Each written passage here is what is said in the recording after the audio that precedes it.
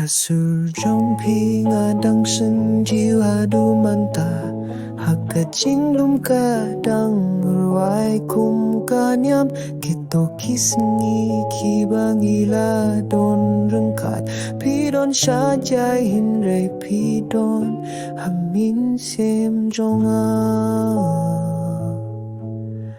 Kasur trong pi Prince ngiu shitom mianga Hakami baru ngapir kat betiapi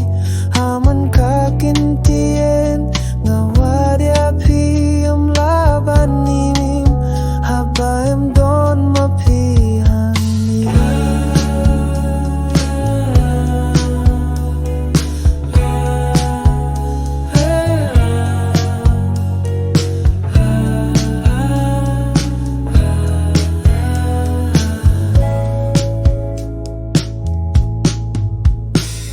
Tokot ya pin reka jelu ta